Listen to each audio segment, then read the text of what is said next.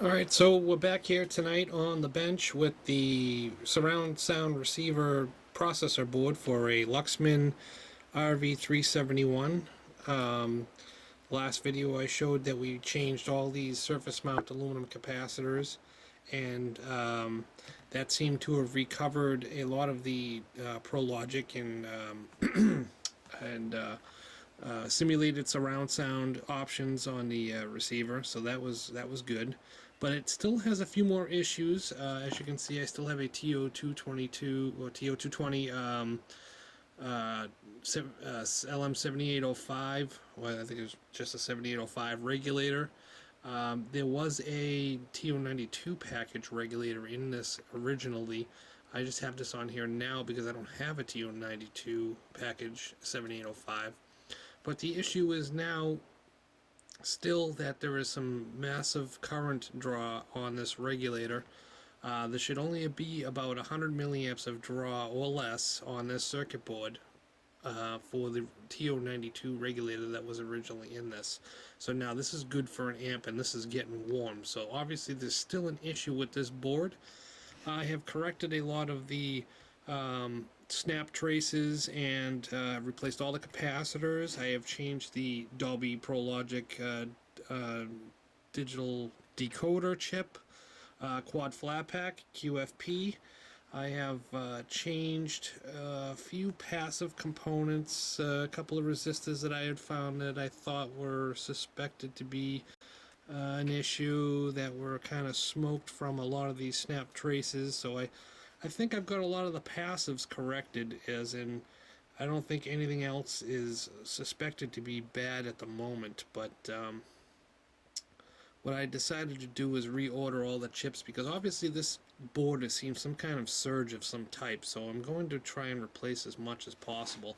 Obviously I cannot change the microcontroller chip with the Luxman program ROM on here.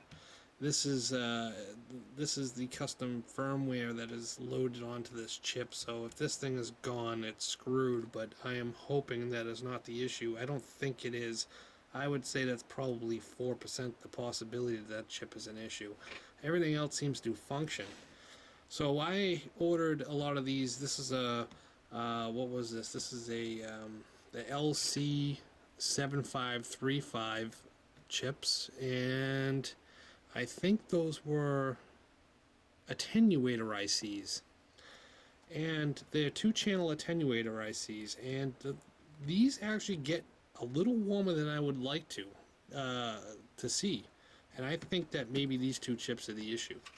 And today in the mail from good old eBay, I'm telling you, it's getting harder and harder to find these obscure parts for this circuit board. There's this IC here was almost impossible to find. I've had to go through some channels to locate this IC. Not so genuine. I don't know. I just you just can't find them. I don't know if they're just used fall off the truck old rejects. I have no idea. But it does seem to operate fine. I don't know if it's the production date is 96 on this. So the production date of the one that came out of here was, I believe, 91 or 92. So this is a significantly newer chip, but it's still the same part number. But yeah, this chip was getting warm. A lot of chips were getting warm. A lot of these op amps, I've ordered all these op amps. A few of these are getting hot. So I think this board has seen a surge of some type. The only thing is it's without a schematic and without a service manual. This is almost impossible to really repair. But the person that wants me to repair this is really adamant about getting this thing going. So, you know, if he wants to keep opening his wallet and, you know, dumping money on parts, that's fine with me. I mean, I don't care. It's just a hobby for me. I'll just keep throwing parts at it till it works, and if it don't work, then I'll say I've changed everything on this board. And it must be something that is with this ROM, which is sad. But hey, if you like what you're doing, it's not work, right? All right. So what I'm going to do is change these attenuator ICs out, and There's a two on each board. And I've also got this chip here. I don't recall what it is, but I have this chip here I'm going to replace. And I have all the others on order from China, so they're going to be here on the next ship that is going to be sailed here. So we're probably looking at a month, who knows. Alright, so we're going to pull out my one of my favorite tools that I like is my Hakko 808 desoldering gun. Very nice. I like to be able to use this for getting solder up quick and not have an issue with sitting there with, you know, maybe some what do you call it, solder braid and or a heat sucker. It just gets it up quick and it doesn't overheat the pad, which I like. So we're going to see here is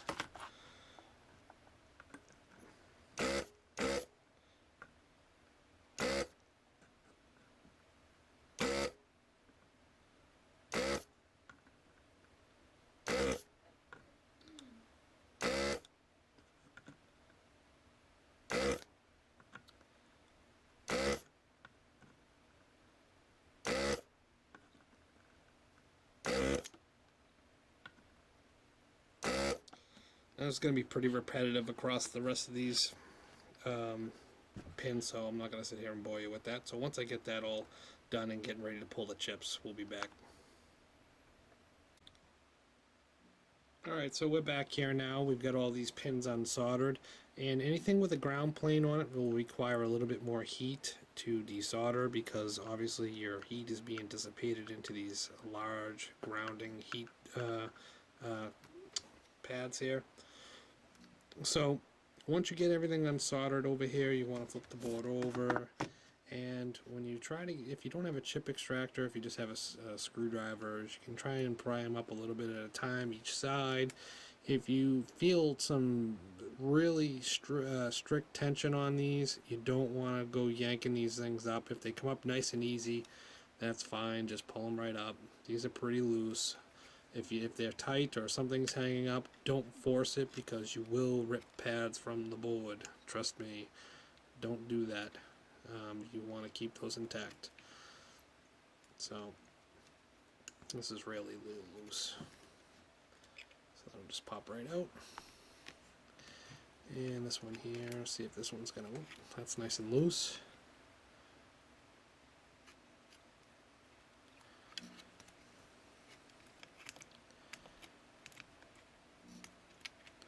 That's good. So those are the two ICs that we're going to be changing. They are LC7535 attenuator ICs.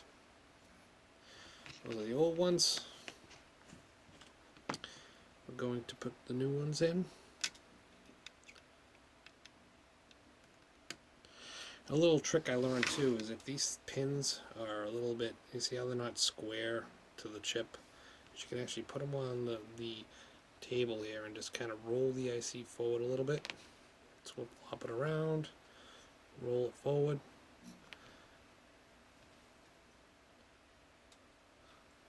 And you'll notice that kind of squares up all the pins a little bit better. So it makes it a little bit easier to get these back into the holes here.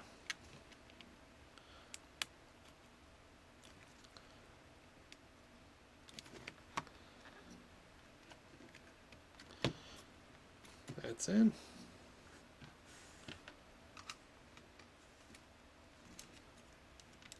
This one here needs to be done.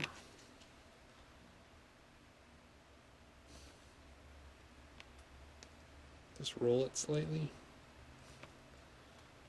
Should square them up enough. And always obviously match the notch to where the notch is on the board. That is very, very important. You don't want to put these in backwards, then you'll just be going backwards in your what you're going to have to troubleshoot, that's for sure, if you don't let the magic smoke out. So those two ICs are in. I'll solder those in. So I'm going to take out the last IC that I unsoldered. The only The last one I have that I got received, let's see. I pulled out.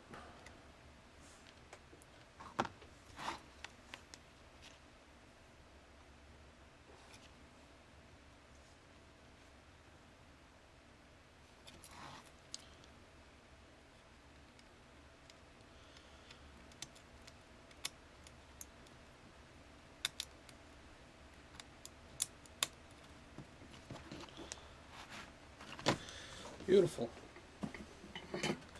Now we will proceed to soldering the new season.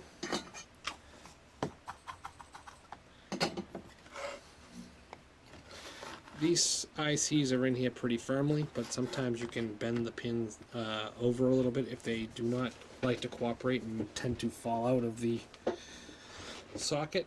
But I'm not having that issue with this, so that's a good thing. I'm going to just throw a little flux on here just for laughs.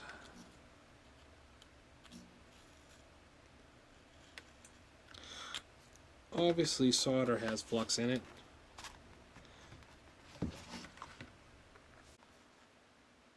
Alright, now the thing with double-sided boards is you gotta keep the iron on there and flow a little bit more solder into it than you would usually on a single-sided board, because the solder actually has to flow through the joint to the other side.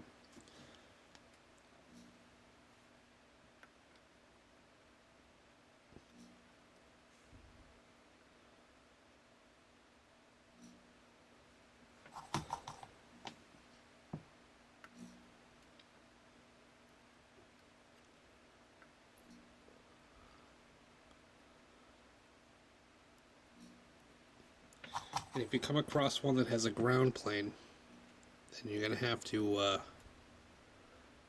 possibly keep it on there a little bit longer. But you want to minimize as much heat as you can without making a bad joint.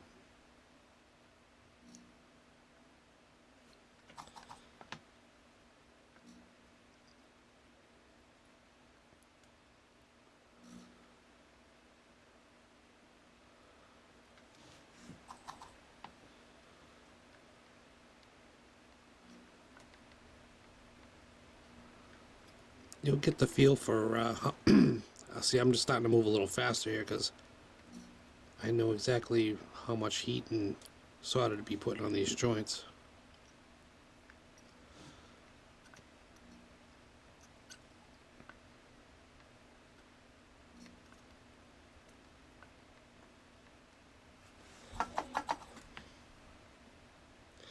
Alright, so I'm going to solder the rest of these up, and maybe we'll throw it in the amplifier and see where we're at.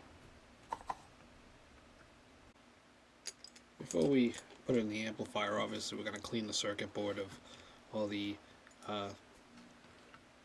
resin that the flux that we've had on here.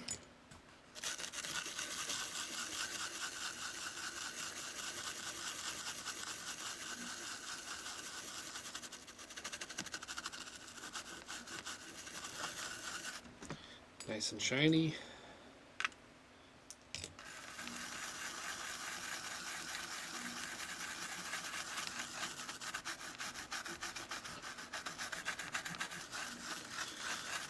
Of course, when you do this, I'm just going to let you know this, was when you use alcohol,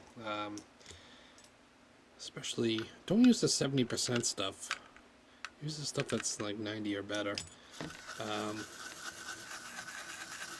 Basically what you're doing is you're thinning out the flux, and you're not really picking it up. You're kind of just spreading it around thinner in other places.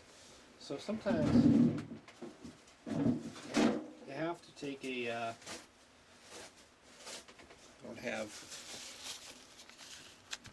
take a cloth and kind of just dab it while it's still in a liquid form, and try to just get that stuff up.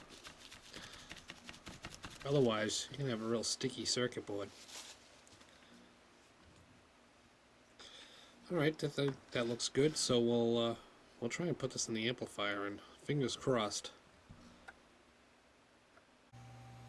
Alright, so I got the board in here, and I noticed that I got something going on with my center channel. Like, occasionally I get some static from it. Some weird static from it. And like a bad connection. And I noticed when I go down here and on this little op amp right here, let's see if I can zoom in on that. Little resistor capacitor negative feedback loop right here, right where the straw is. If I just touch that,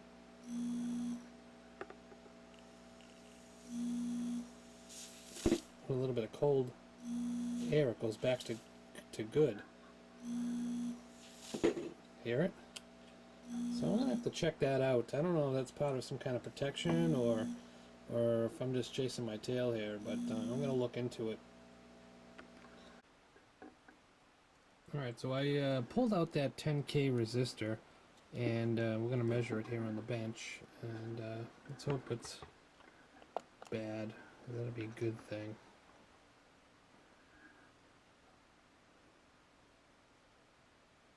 Ooh, 29.28K. Yeah, something's up with this thing. Alright, well, looks like we'll put another resistor in there, and maybe some new magic will happen. Alright, so I've temporarily scabbed in a regular resistor in place of that suspected 10K that was making a lot of static noise when I hit it with the freeze spray. And I gotta say, it definitely stopped the static out of the center channel. I'll hit it again here quick. No more static out of the center channel. So yeah, we still have some more damage on some passive components, and I'm still missing my rear channel. It's very faint, but I have another op amp in possibly open loop configuration with a bad resistor. I have to check into that, but it does a very similar thing when I hit it with some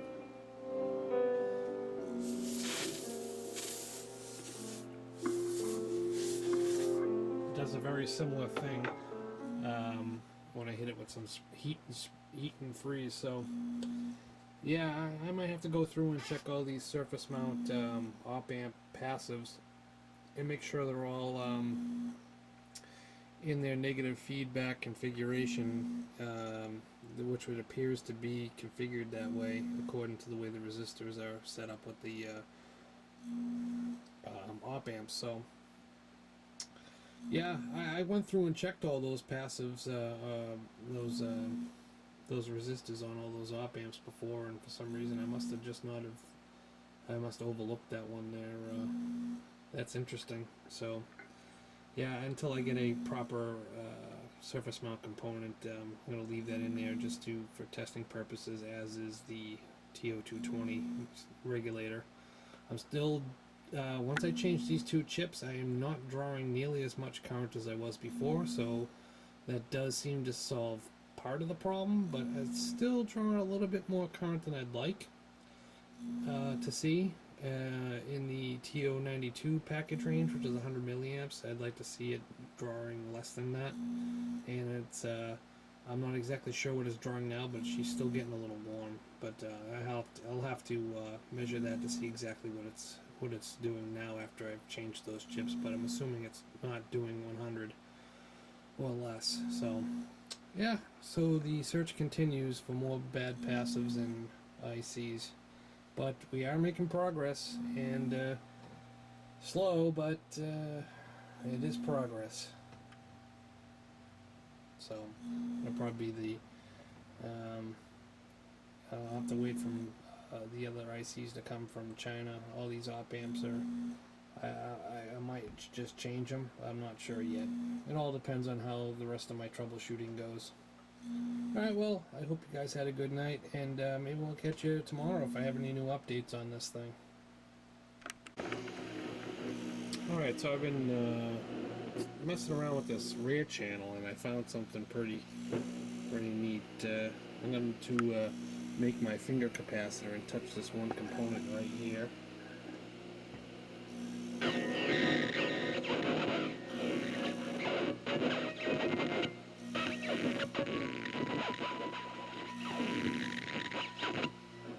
We get center channel back, rear channel back when we touch that capacitor right there. So yeah, I think I got a few passives that are seeing better days. So, well, I might have to pull that capacitor up to see what's going on. Of course, it's not going to be a guarantee that that's the issue, but I definitely can make it work when I touch it. So, yeah, you know, the pitfalls of not having a service manual. You gotta use the finger. Alright, let's see what happens after this.